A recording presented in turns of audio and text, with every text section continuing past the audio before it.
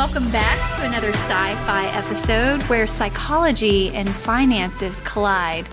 We will be examining how we think, feel, and behave with money, especially more focused on the thinking part today, as we'll be covering cognitive behavioral therapy and how I can help you understand what cognitive distortions you might be engaging in that are keeping you from actually achieving your financial goals and maintaining your financial goals.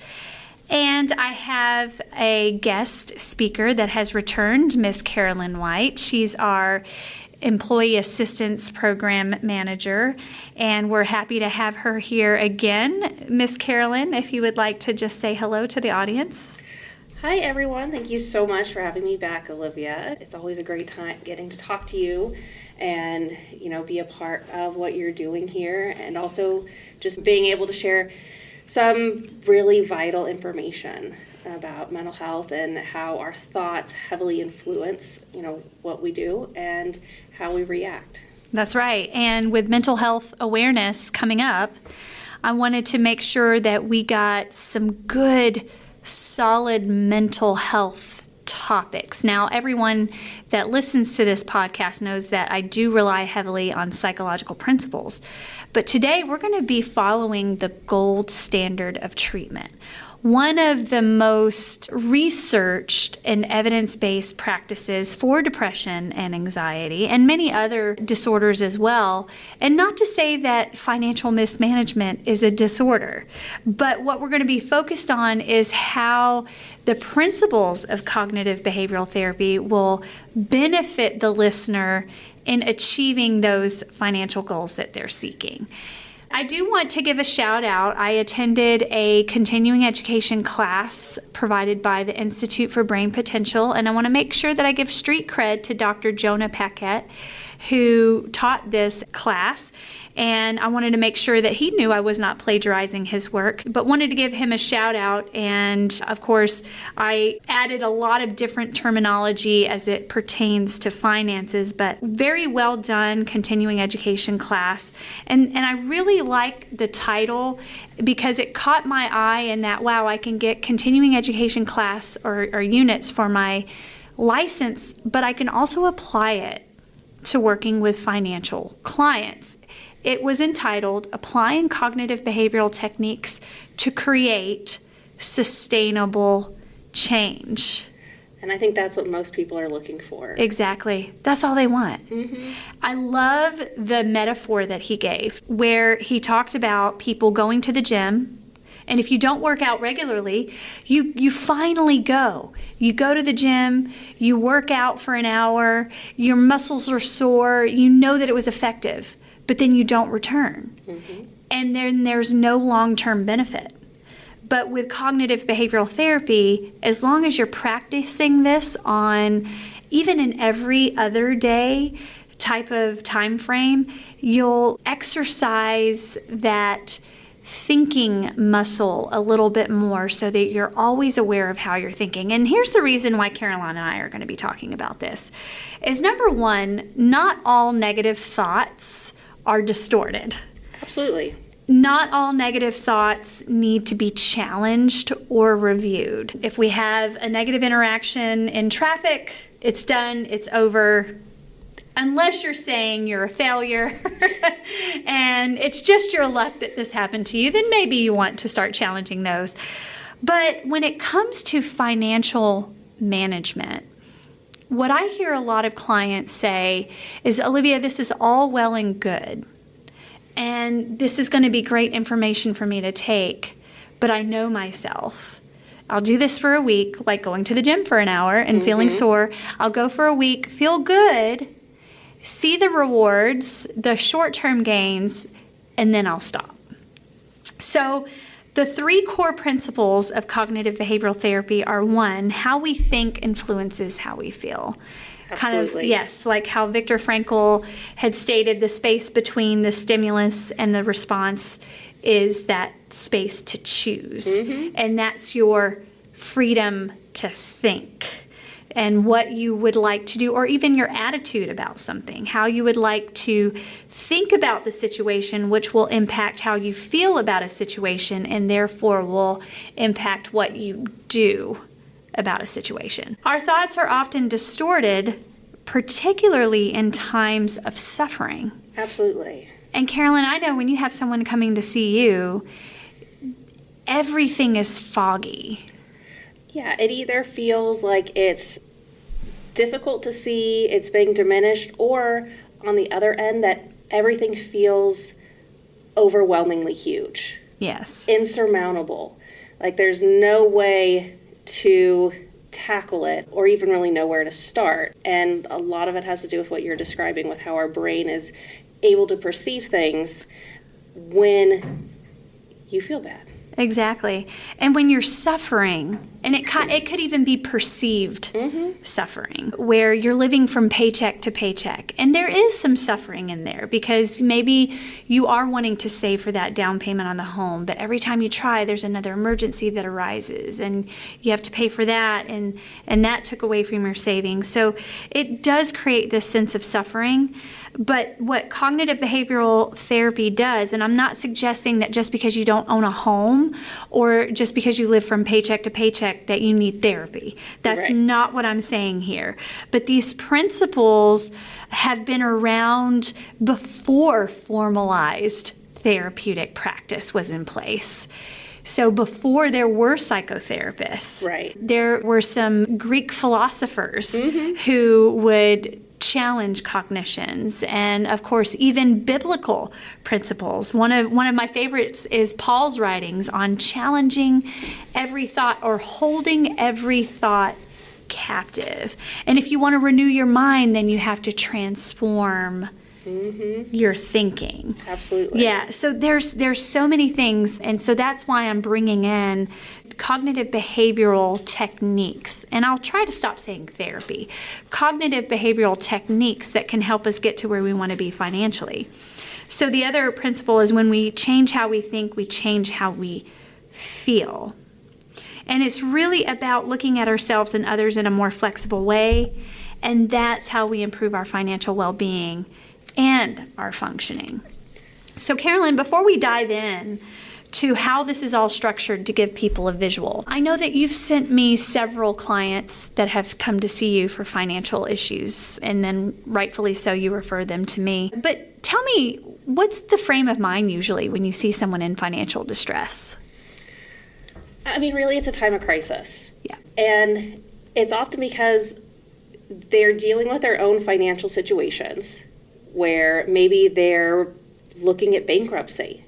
Perhaps they are going through a divorce. Sometimes it's a situation where they've had multiple health issues and family situations, and it just feels like one major crisis after another has turned into this ballooning crisis for them. And then on top of that, their job is now in jeopardy. That's right. Their security clearance is at stake. Absolutely. Yeah. And so there's this extra layer of fear where I'm now dealing with all these things that I've been trying to get ahead of, and now how am I going to manage that? Because the one thing that I had, the one piece of stability, the one way to maybe pay off some of these situations is now at risk. And fear can be a wonderful motivator, but when you're in that state of crisis and fear is the only motivator, then it is more foggy. Absolutely, and it really speaks to that suffering. Yes. You know, that fear over a long period of time. You know, many people struggle with chronic stress. Chronic stress is motivated by the same biological process in our brains, and so it gets to the point where it just feels like prolonged suffering. Exactly. So we're stuck in our amygdalae, which researchers have discovered there are two, one in each hemisphere, which I thought was amazing research recently. And so we have to move from the fear center of our brain to the neocortex, to where our beautiful gray matter that separates us from the lower animals is there for our benefit, to make decisions about money, to make decisions of our living conditions, and those things that our prefrontal cortex help us with. So I want to kind of give you a visual as you're driving or as you're just sitting at lunch listening or however you're listening to this podcast. Just take a moment to visualize this for a second. This is what we call a cognitive constellation, where if you're thinking about the stars and, the constellations there and how they all connect, this is how negative financial beliefs are maintained. It usually starts with a child, tween, or teen experience. So it's an early experience surrounded by a money talk. Mm-hmm. So in my home, and I've given my own appropriate self-disclosure several times, and why should I stop? Money was a source of fighting in my home. And so my early experience was money leads to arguments. There's never enough, and only important people have money. Ooh. I know. What a core belief, right? Yeah, oh, yeah. Absolutely. Yeah, we'll talk about that one on our next walk. And then, so you have this early experience, and then it goes to these dysfunctional assumptions where you start to formulate in your cognitive constellation, unless these go unchallenged, I am not important unless I have money. That stuck with me from childhood all the way through high school. Yeah, because it starts to influence how you see yourself. Exactly. How you see others and how you see the world. Right. Your core belief impacts your own worldview. And it becomes very dangerous because it keeps you from making positive connections with other people that may have been a great connection for you. And I'm about to get into that. So then a critical incident occurs. And I call those significant emotional events. My father was medically separated from the Army, but you have to understand, audience, that the Army is what got us out of poverty in the first place. So when my dad was medically separated, and that was back in the 90s where you didn't have a med board. You didn't have all these things to prepare you and get your and protect rating. You. Right, Yeah. and you didn't get your rating quickly. I mean, it took years and years and years for my dad to get a rating. So we were medically separated, and we went from living on base in a nice home to living in a trailer with holes in the floor. Now, I want to say there's nothing wrong with living in a trailer. There are very nice trailers and modular homes that are wonderful places. But for us, it was it should have been condemned. It was one of those situations. So here was the other significant event that occurred in tandem with that. I was in high school, and there were these lovely girls in my art class that were preppy girls on the tennis team. They had a car. And I thought, man, it would be so nice to have a car. It'd be great not to get picked up by my mom in a clunker. And it would be nice to join the tennis team. It would be nice to have extracurriculars if only I had a car. If only I had money. And my personal view of money and my personal assumption, because it went unchallenged, kept me from having a relationship with these two girls that were so nice to me, showed so much compassion towards me, invited me out places, but I did not feel worthy enough to be with them. So then you have now the activation of the assumption. So now it becomes your reality. Right. This is where it gets really scary. So I started telling myself only the offspring of important people have luxuries and don't have to work.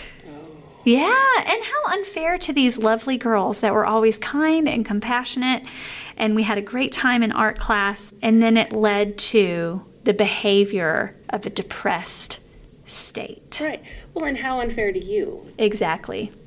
That and thank you for saying that. Yeah, yes. that your relationships are going to be impacted because of your reality.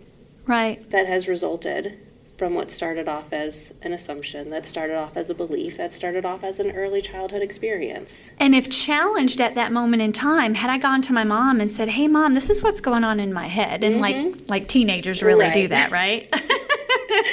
Because a lot of times they think they're off or awkward or weird for having those thoughts, and so they don't want anyone knowing they even have those thoughts. So this cognitive constellation that I built led to a state of depression where I thought, oh, well, all hope is lost. I might as well just do nothing because I am going to be an unimportant person that will never have money. And that's where I see a lot of people when they've given up. Yeah. And now it's gotten to the point that the rest of their life is starting to be significantly impacted, and other people are starting to say, hey, you've got to do something. Right. And here enters the room my junior high school teacher, who is just like a Carolyn White and who senses something is off and starts to challenge my belief system, those dysfunctional assumptions by saying, hold on a second, Olivia, you're in AP English. How do you think you're not worthy to go to college? Right. I mean, college is mostly writing. You'll do well. So she couldn't understand. Yeah. But it makes sense, that fear of how am I going to pay for this? How am I worthy enough to be able to sit in the same room as these other people who can afford the things that I can't? That's right. And then from there, well, that sounds all great and good, but how am I going to afford it? Right.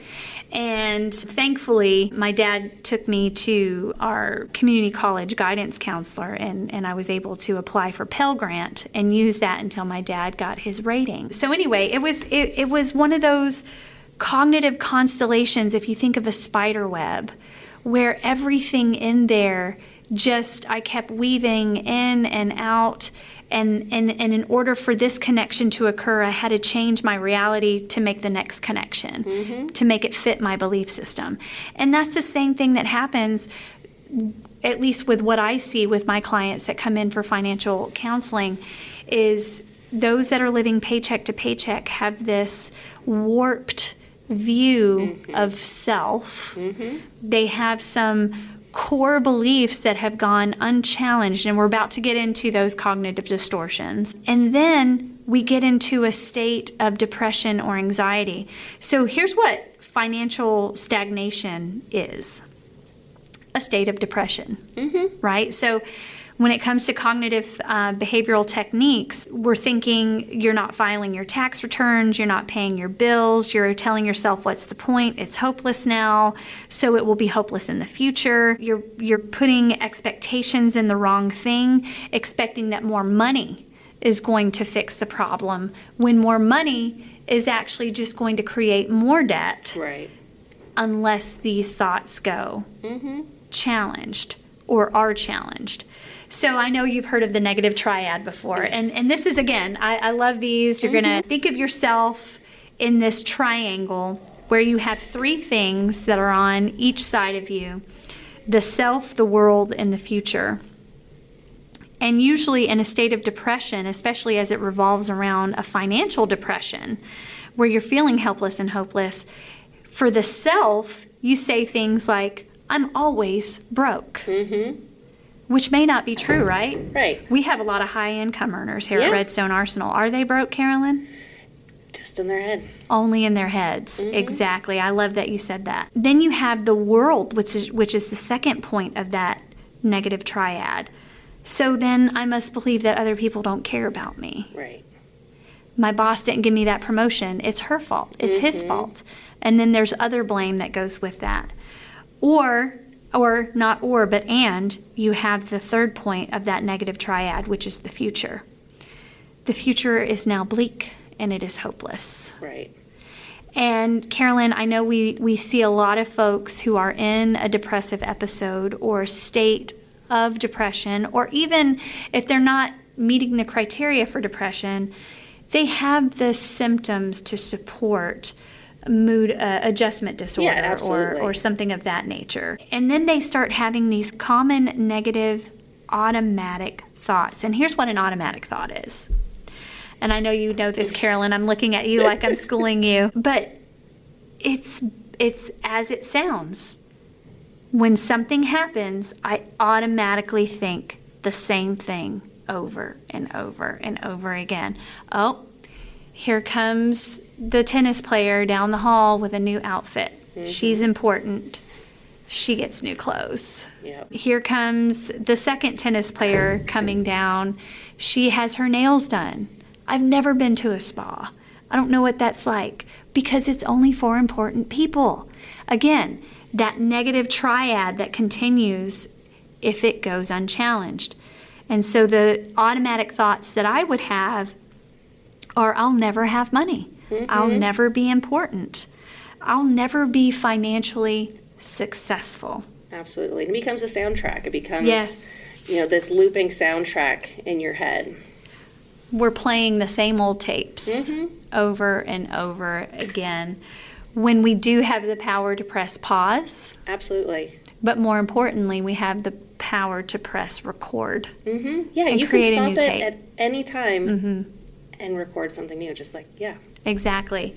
So just like that junior AP English teacher walked in and said, I don't understand where this is coming from, and challenged, and that was like the what do you call it? The chink in the armor that was finally discovered. Oh my goodness, there is hope. So now we've talked about depression and what a financial depressive episode might look like. And that includes financial stagnation, not paying your bills, not paying your taxes, just giving up hope. right. What a financial panic attack might look like, or overarching anxiety might look like, it's the opposite of depression and stagnation, where there's constant striving. Right. And it's fear-based, Yep. as we just talked about, and you're making financial decisions based on fear. And if fear is your only motivator, you're not making the best decisions. No, you're not using the rational part of your brain. You're using purely emotional instinct and memories that, as you discussed, aren't necessarily reliable. Right, and that's animal brain. And we're not engaging the gray matter that we've been blessed with, which our neocortex, our prefrontal lobes that help us make decisions, help us focus, and actually see what needs to happen or change. So we all know that the hallmark of anxiety is avoidance. So some might say, well, I thought I was depressed because I'm avoiding paying my taxes. Right. There's a difference between a depressive financial episode and an anxious financial episode. In a depression, you're just thinking, well, all hope is lost. I'm helpless. I can do nothing. But in a state of anxiety, you're just avoiding the situation altogether because you're fearful of the outcome. Absolutely. And another thing to consider also is how those two work together. Oh, yeah. They do, don't they? Tell us about that. And so you might start off in a depressed state, and because I'm not paying my taxes, that can then trigger a state of fear, which then can trigger anxiety, and then the worry and avoidance can then trigger a depression. And so you can actually cycle between the two and just continue to exacerbate the situation. Right. And the amount of energy that is exerted, It's exhausting. when you are anxious about money, it is exhausting, which can lead to a depressive financial episode. Absolutely, because you're exhausted and you give up. Yeah. I think that's a great way to put that. It's a great visual. So now for anxiety, here's what the negative triad looks like. For self, I'm frightened to look at my budget. I'm avoiding it altogether. I have mental accounting, but we all know that mental accounting does nothing for us. It's not steeped in reality. Try it one time. Go a month on only mental accounting. Well, I really should not encourage you to do that because you might find yourself in a pickle. Not might, you will. The other point is others in that negative triad. Oh my goodness, a financial counselor will humiliate me. If I go in to talk to Olivia, it's just going to be a humiliating experience. It's going to be shameful. And I will have to approach the numbers rather than avoid them. And here's the future point, that last third point in the negative triad. It's my luck.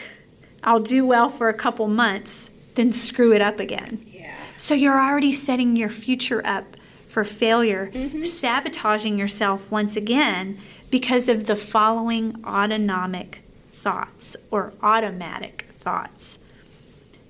I'll just mess everything up.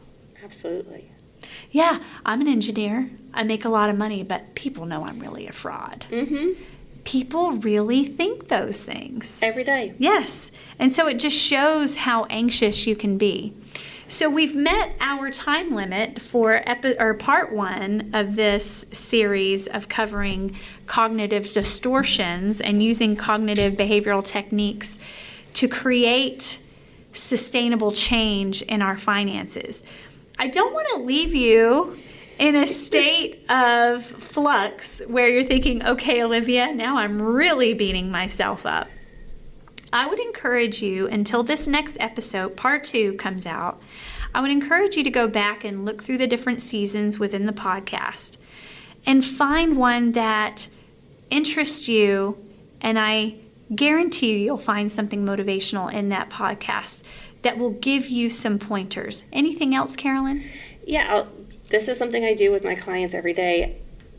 I'm going to encourage you to start building awareness.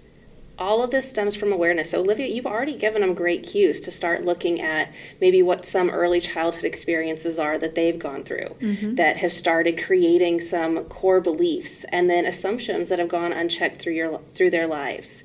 And so creating some awareness and starting to understand what that process looked like for them. And I think that's going to set them up beautifully for when they come back for your next podcast to be able to start applying the things that you're talking about. Oh, good. So the good therapist is giving you homework. And I love that. I try not to call it homework. I prefer practice. And I prefer experiment. There you go. Yes. So we're going to practice and experiment with going back and listening to the first portion of this podcast when I start talking about the cognitive constellation. Yeah. And again, just to remind you what that looks like, what were your early experiences? What dysfunctional assumptions started to form from those early experiences? What were the significant emotional events or critical incidents in your life that started leading to the activation of that assumption, where that assumption now becomes part of your everyday living and experience and reality? And then what were those negative automatic thoughts that started rearing their ugly heads? And what did it lead to? Maybe for you it didn't lead to depression. Maybe it did lead to some level of anxiety, or maybe it led to a breakup, or maybe it led to something else that was undesirable, but ultimately a behavior that we now know through this series on cognitive behavioral techniques we can change by challenging our thinking and doing something different. So we'll see you next time after your practice and experiment.